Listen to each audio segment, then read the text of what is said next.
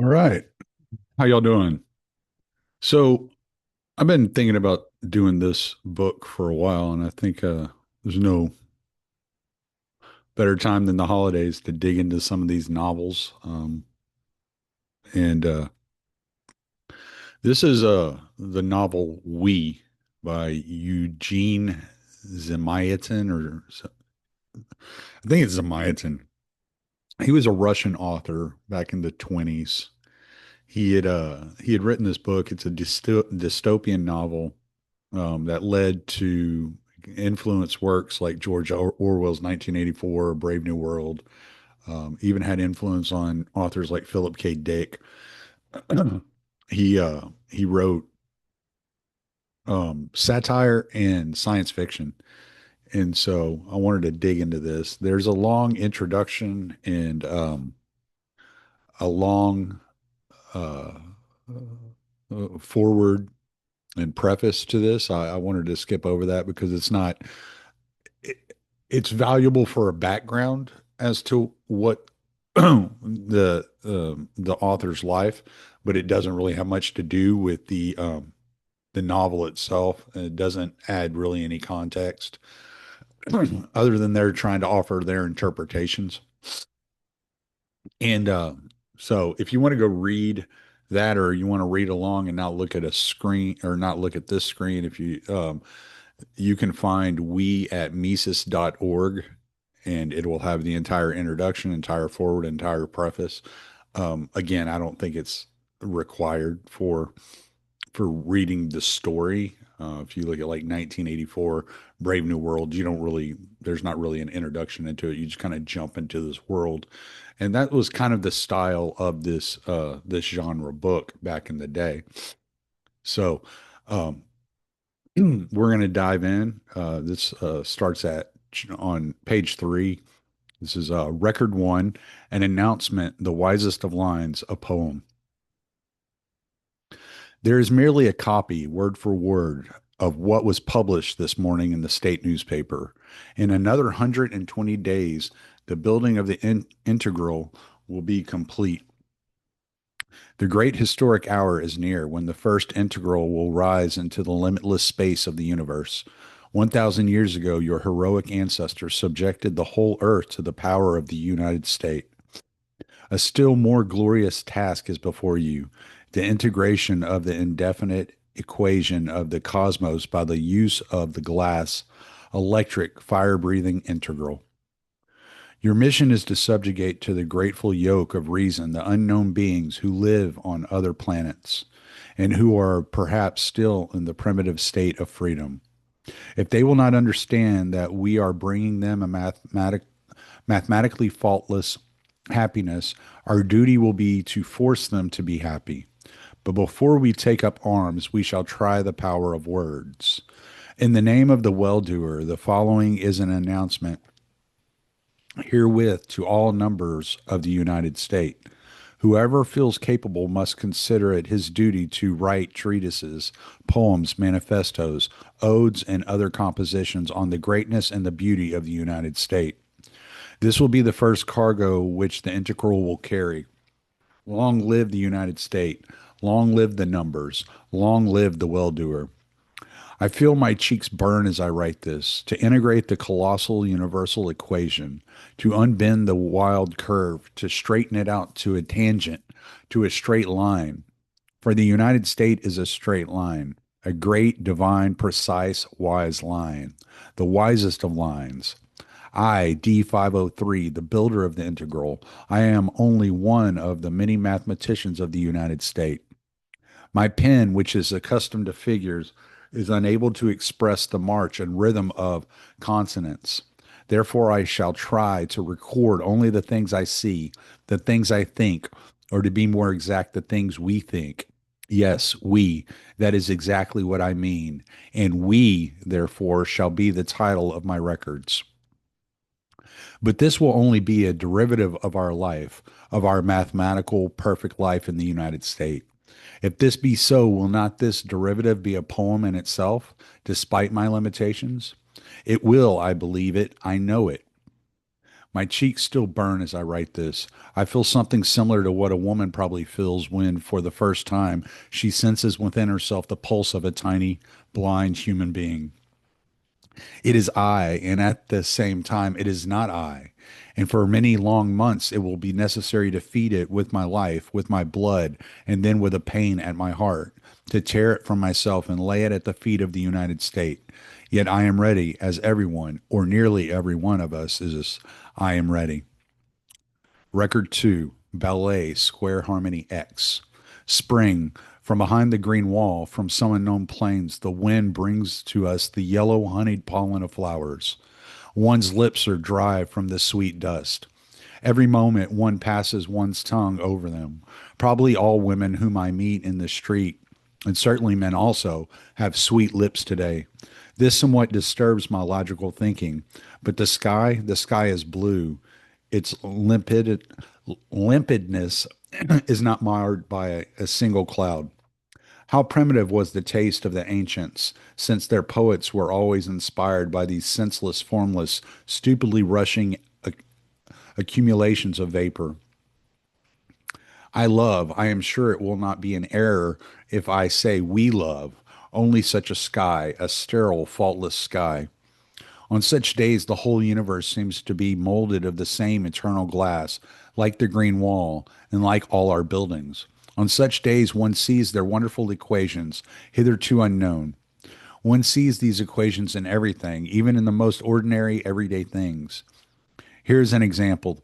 This morning, I was on the dock where the integral is being built, and I saw the lathes. Blindly, with abandon, the balls of the regulators were rotating. The cranks were swinging from side to side with a glimmer. The working beam proudly swung its shoulder, and the mechanical chisels were dancing to the melody of unheard tarantellas. I suddenly perceived all the music, all the beauty of this colossal, this mechanical ballet, illumined by light blue rays of sunshine. Then the thought came, why beautiful? Why is the dance beautiful? Answer, because it is an unfree movement, because the deep meaning of the dance is contained in an absolute ecstatic submission in the ideal non freedom. If it is true that our ancestors would abandon themselves in dancing at the most inspired moments of their lives, religious mysteries, military parades, then it means only one thing. The instinct of non freedom has been characteristic of human nature from ancient times, and we in our life today we are only consciously. I was interrupted. The switchboard clicked. I raised my eyes. 090, of course. In half a minute, she will be here to take me for the walk. Dear O, she always seems to me to look like her name, O. She is approximately 10 centimeters shorter than the required maternal norm.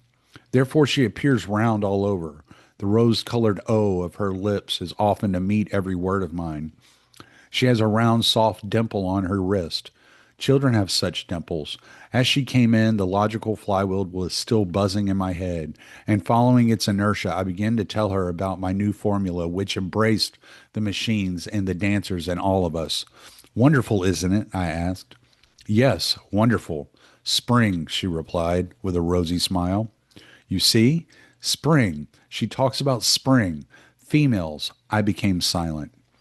We were down in the street. The avenue was crowded. On days when the weather is so beautiful, the afternoon personal hour is usually the hour of the supplementary walk. As always, the big musical tower was playing the March of the United States with all its pipes. The numbers, hundreds, thousands of numbers in light blue unifs, probably a derivative of the ancient uniform, with golden badges on the chest. The state number of each one, male or female. The numbers were walking slowly, four abreast, exaltedly keeping step. We four, were but one of the innumerable waves of a powerful torrent. To my left, 090. If one of my long haired ancestors were writing this 1,000 years ago, he would probably call her by that funny word, mine. To my right, two unknown numbers, a she number and a he number. Blue sky, tiny baby suns in each one of our badges. Our faces are unclouded by the insanity of thoughts. Rays. Do you picture it? Everything seems to be made of a kind of smiling, a ray like matter. and the brass measure, tra-ta-ta-tom, tra-ta-ta-tom, stamping on the brassy steps that sparkle in the sun. With every step, you rise higher and higher into the dizzy blue heights. Then, as this morning on the dock, again I saw, as if for the first time in my life, the impeccably straight streets, the glistening glass of the pavement, the divine parallel parallel pipe parallelopipeds of the transparent dwellings, the square harmony of the grayish blue rows of numbers. And it seemed to me that not past generations, but I myself had won a victory over the old God and the old life, that I myself had created all this. I felt like a tower. I was afraid to move my elbow, lest the walls, the cupola, and the machine should fall to pieces. Then, without warning, a jump through centuries, I remembered, apparently through an association by contrast. A picture in the museum, a picture of an avenue of the 20th century, a thundering, many colored confusion of men, wheels, animals, billboards, trees, colors, and birds. They say all this once actually existed. It seemed to me so incredible, so absurd, that I lost control of myself and laughed aloud, a laugh as if an echo of mine reached my ear from the right. I turned. I saw white, very white, sharp teeth and an unfamiliar female face. I beg your pardon, she said, but you look about you like an inspired mythological god of this on the seventh day of creation. You look as though you are sure that I too was created by you, but no one but you. It was very flattering. It is very flattering. All this without a smile, even with a certain degree of respect. She may know that I am the builder of the integral. In her eyes, nevertheless, and on her brows, there was a strange, irritating X, and I was unable to grasp it, to find an arithmetical expression for it. Somehow I was confused, with a somewhat hazy mind. I tried logically to explain my laughter. It was absolutely clear that this contrast, this impassable abyss between the things of today and of years ago. But why impassable? What bright, sharp teeth! One might throw a bridge over that abyss. Please imagine a drum battalion rose. All this existed before, and consequently. Oh, yes, it is clear, I exclaimed. It was a remarkable intersection of thoughts. She said almost in the same words the things I had written down before the walk.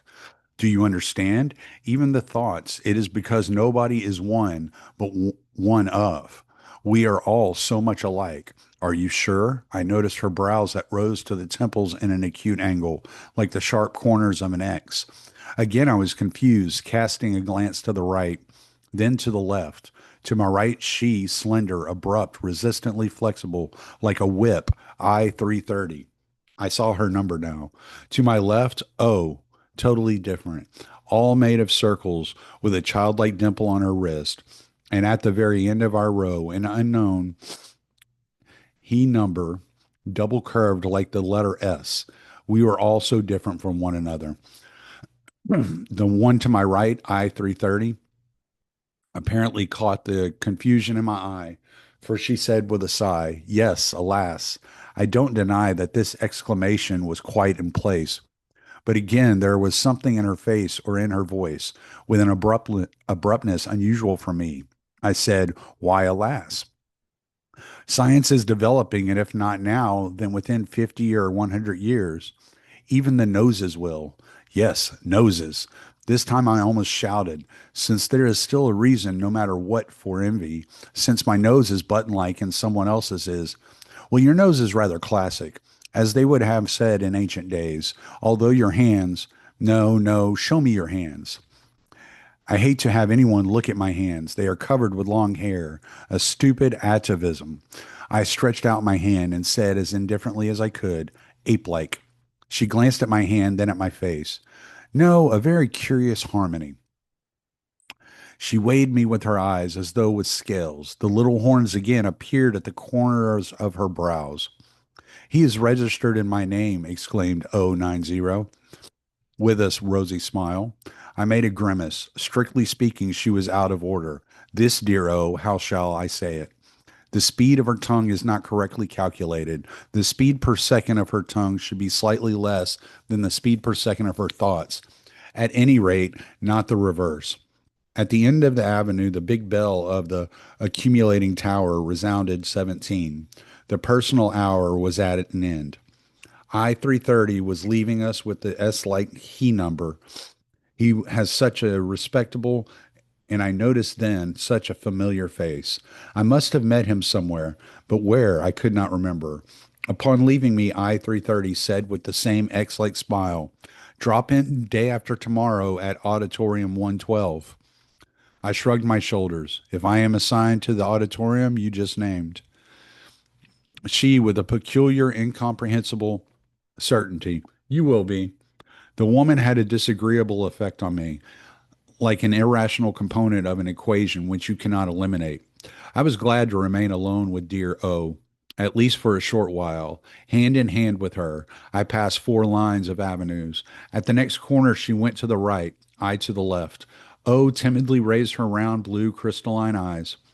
"I would like so much to come to you today and pull down the curtains, especially today, right now." How funny she is, but what can I say to her? She was with me only yesterday, and she knows as well as I that our next sexual day is day after tomorrow.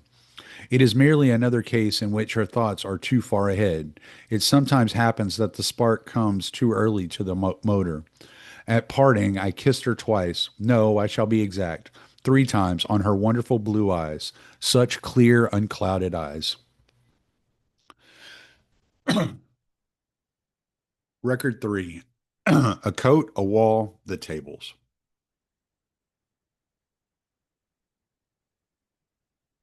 I looked over all that I wrote down yesterday, and I find that my descriptions are not sufficiently clear. That is, everything would undoubtedly be clear to one of us, but who knows to whom my integral will someday bring these records? Perhaps you, like our ancestors, have read the great book of civilization only up to the page of 900 years ago. Perhaps you don't know even such elementary things as the hour tables. Personal hours, maternal norm, Greenwall, well doer. It seems droll to me, and at the same time, it is very difficult to explain these things.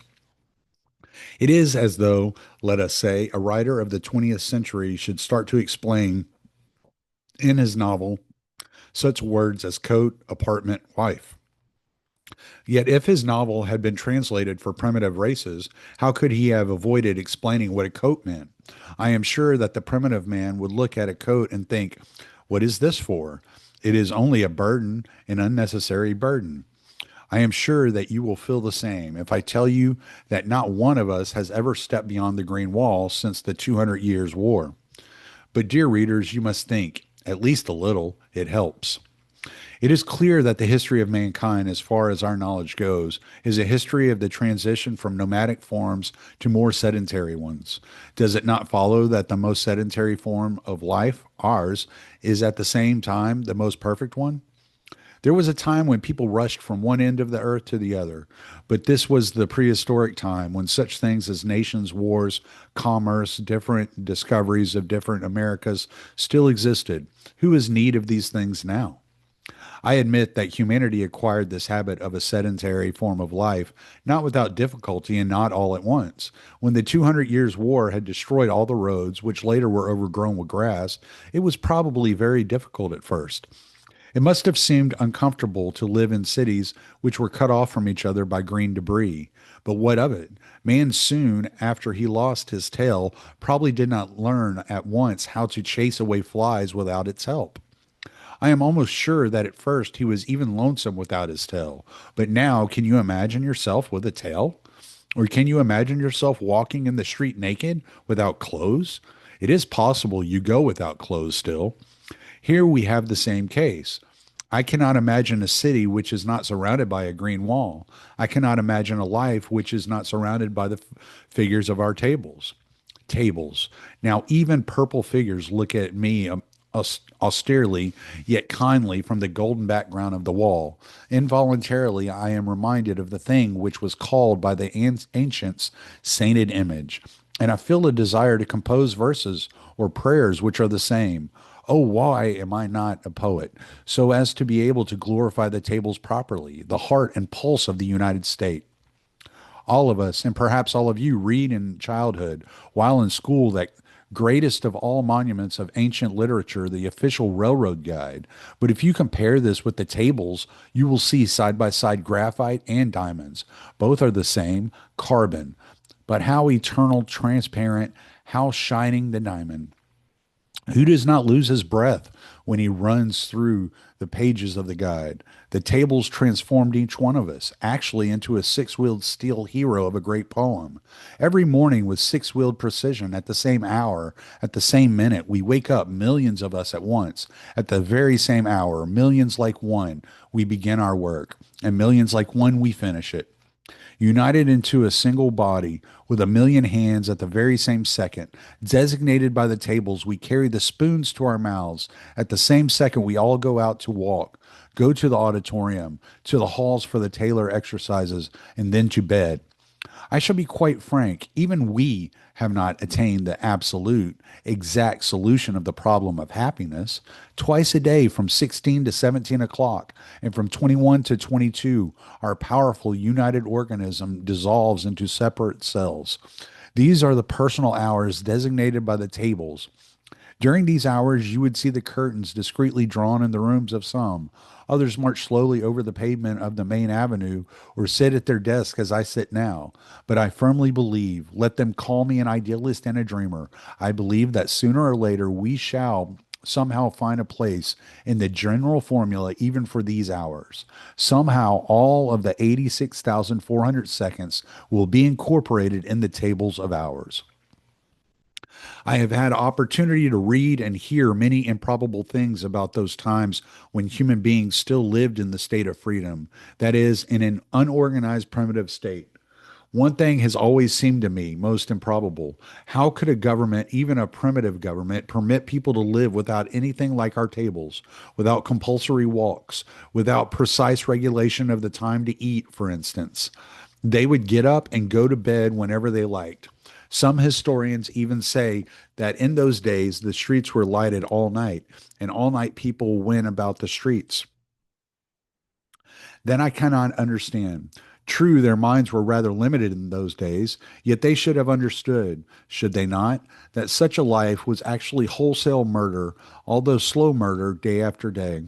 The state, humanitarianism, forbade in those days the murder of one person, but did not forbid the killing of millions slowly and by inches. To kill one person, that is, to reduce the individual span of human life by 50 years, was considered criminal. But to reduce the general sum of human life by 50 million years was not considered criminal. Isn't it droll? Today, the simple mathematical moral problem could easily be solved in half a minute's time by any 10-year-old number. Yet they couldn't do it. All their Immanuel Kants together couldn't do it. It didn't enter the heads of all their Kants to build a system of scientific ethics, that is, ethics based on adding, subtracting, multiplying, and dividing. Further, is it not absurd that their state, they called it a state, left sexual life absolutely without control? On the contrary, whenever and as much as they wanted, absolutely unscientific, like beasts. And like beasts, they blindly gave birth to children. Is it not strange to understand gardening, chicken farming, fishery? We have definite knowledge that they were familiar with all these things. And not to be able to reach the last step in this logical scale, namely production of children, not to be able to discover such things as maternal and paternal norms? It is so droll, so improbable that while I write this, I am afraid lest you, my unknown future readers, should think I am merely a poor jester. I feel almost as if you may think I want simply to mock you and with a very serious face try to relate absolute nonsense to you. But first, I am incapable of jesting, for in every joke a lie has its hidden function. And second, the science of the United States contends that the life of the ancients was exactly what I am describing, and the science of the United States does not make mistakes. Yet how could they have state logic, since they lived in a condition of freedom like beasts, like apes, like herds? What could one expect of them since even in our Day one hears from time to time, coming from the bottom, the primitive depths, the echo of the apes. Fortunately, it happens only from time to time, very seldom. Happily, it is only a case of small parts breaking. These may easily be repaired without stopping the eternal great march of the whole machine. And in order to eliminate a broken peg, we have the skillful, heavy hand of the well doer. We have the experienced eyes of the guardians. By the way, I just thought of that number whom I met yesterday, the double curved one like the letter S. I think I have seen him several times coming out of the Bureau of Guardians. Now I understand why I felt such an instinctive respect for him and a kind of awkwardness when I saw that strange I-330 at his side. I must confess that they ring the bell. Time to sleep. It is 22:30. Till tomorrow then. Record 4. The Wild Man with a Barometer Epilepsy If.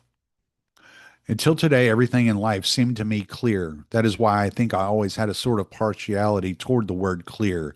But today, I don't understand.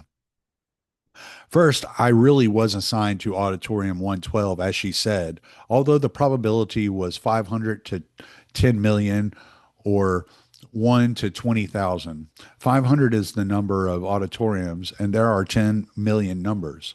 And second, but let me relate things in proper order. The auditorium, an enormous half globe of glass with the sun piercing through, the circular rows of noble globe like, closely shaven heads. With joy in my heart, I looked around. I believe I was looking in the hope of seeing the rose colored sky, the dear lips of O somewhere among the blue waves of the Unifs.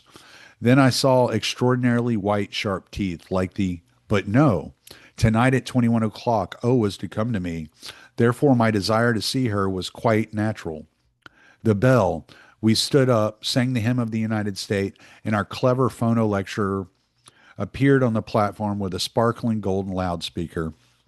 Respected numbers not so long ago, our archaeologists dug up a book written in the 20th century. In this book, the ironical author tells about a wild man and a barometer. The wild man noticed that every time the barometer's hand stopped on the word rain, it actually rained. And as the wild man craved rain, he let out as much mercury as was necessary to put it at the levels of the word rain. On the screen, a wild man with feathers letting out the mercury. Laughter. You are laughing at him, but don't you think the European of that age deserves more to be laughed at? He, like the wild man, wanted rain, rain with a little r, and algebraic rain, but he remained standing before the barometer like a wet hen. The wild man at least had more courage and energy and logic, although primitive logic. The wild man showed the ability to establish a connection between cause and effect. By letting out the mercury, he made the first step on the path which, here, I repeat, I am not concealing anything. I am setting down everything. I suddenly became impermeable to the quickening currents coming from the loudspeaker. I suddenly felt I had come here in vain. Why in vain, and how could I not have come here since I was assigned to come here? Everything seemed to me empty like a shell. I succeeded with difficulty in tuning my attention in again when the phono lecturer came to the main theme of the evening, to our music as a mathematical composition. Mathematics is the cause, music the effect. The phono lecturer began the description of the recently invented musicometer. By merely rotating his handle, anyone is enabled to produce about three sonatas per hour. What difficulties our predecessors had in making music.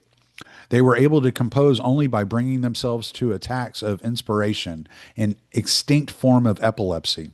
Here you have an amusing illustration of their achievements. The music of Scriabin, 20th century.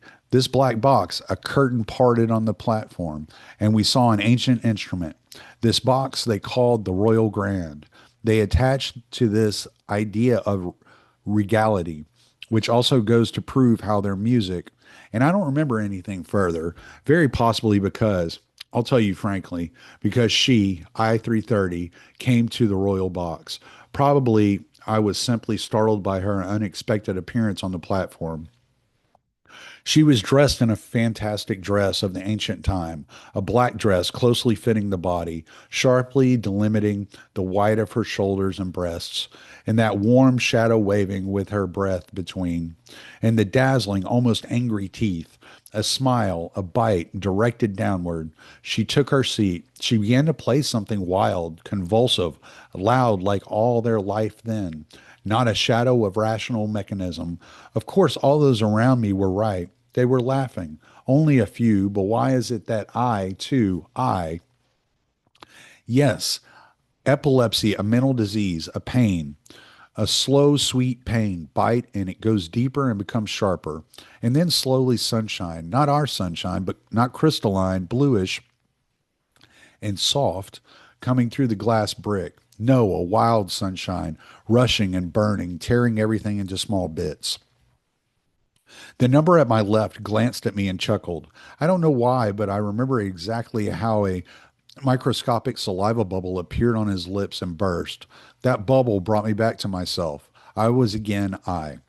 Like all the other numbers, I heard now only the senseless, disorderly crackling of the chords. I laughed. I felt so light and simple. The gifted phono lecturer represented to us only too well that wild epoch. And that was all. With what a joy I listened afterward to our contemporary music. It was demonstrated to us at the end of the lecture for the sake of contrast, crystallized, chromatic scales converging and diverging into endless series in synthetic harmony of the formula of Taylor and Maclaurin, wholesome, square, and massive like the trousers of Pythagoras.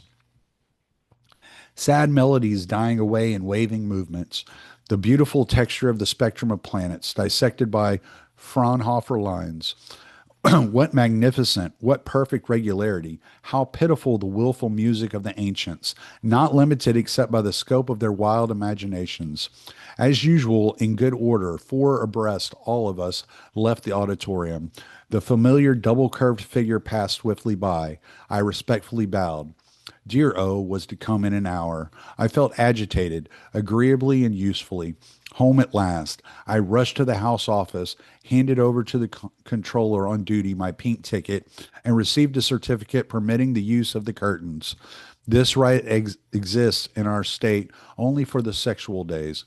Normally, we live surrounded by transparent walls, which seem to be knitted of sparkling air. We live beneath the eyes of everyone, always bathed in light. We have nothing to conceal from one another. Besides, this mode of living makes the difficult and exalted task of the guardians much easier.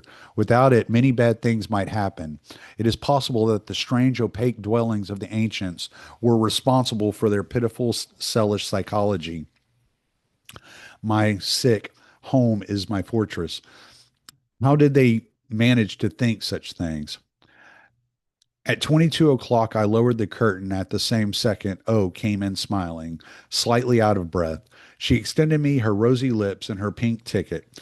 I tore off the stub, but I could not tear myself away from the rosy lips up to the last moment. 22:15. Then I showed her my diary and I talked. I think I talked very well on the beauty of a square, a cube, a straight line. At first, she listened so charmingly. She was so rosy. Then suddenly a tear appeared in her blue eyes. Then another, and a third fell straight on the open page. Page 7. The ink blurred. Well, I shall have to copy it again. My dear O, if only you, if, what if? If what? Again, the old lament about a child, or perhaps something new regarding the other one. Although it seems as though some, but that would be too absurd.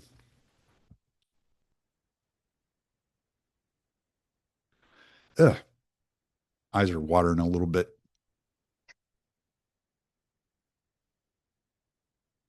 Record 5.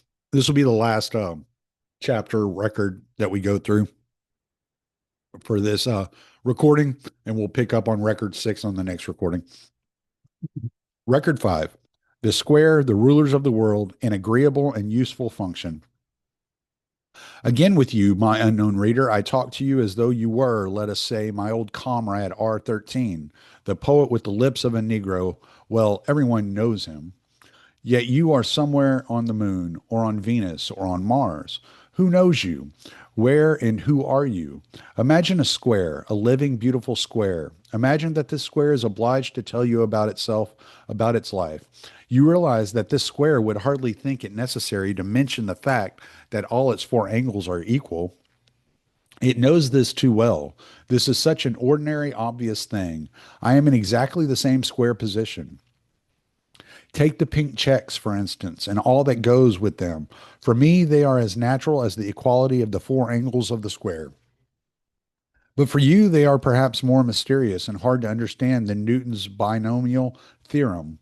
Let me explain. An ancient sage once said a clever thing, accidentally, beyond doubt. He said, "Love and hunger rule the world."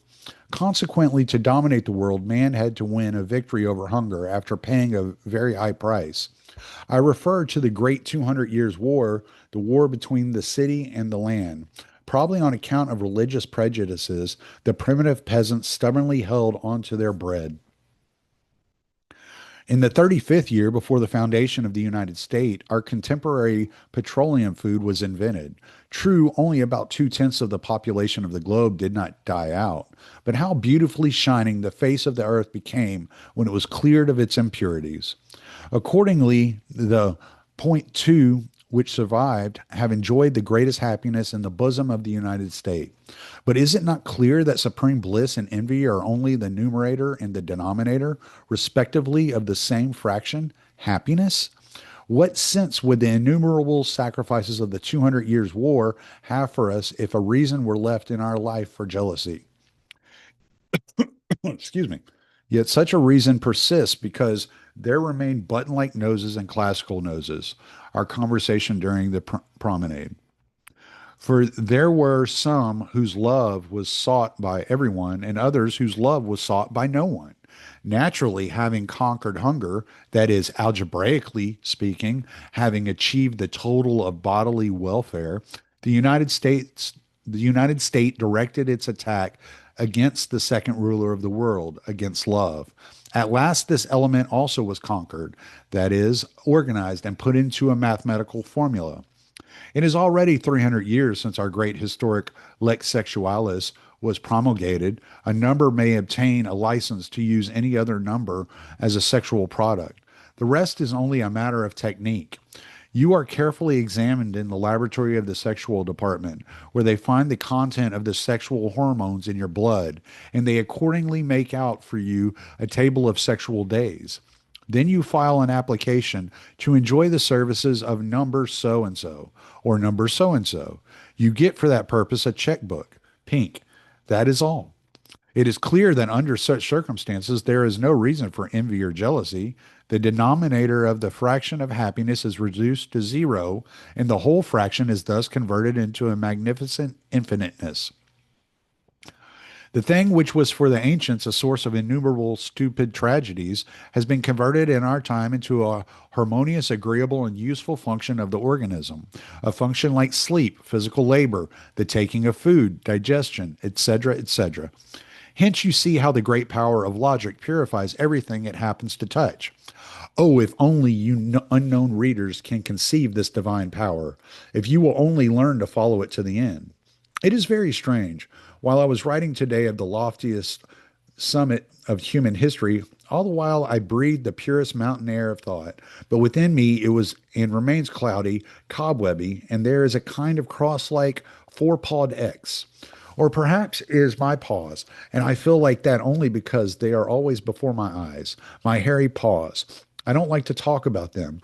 I dislike them. They are a trace of primitive epoch. Is it possible that there is in me? I wanted to strike out all this because it trespasses on the limits of my synopsis. But then I decided, no, I shall not. Let this diary give the curve of the most imperceptible vibrations of my brain, like a precise seismograph.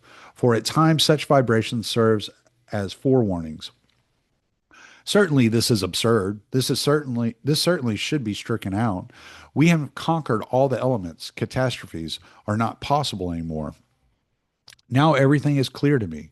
The peculiar feeling inside is a result of what of that very same square situation of which I spoke in the beginning. There is no X in me, there can be none. I am simply afraid lest some X will be left in you. My unknown readers, I believe you will understand that it is hard for me to write than it ever was for any author throughout human history. Some of them wrote for contemporaries, some for future generations, but none of them ever wrote for their ancestors or for beings like their primitive, distant ancestors. All right. Like I said, we will pick this up at next week.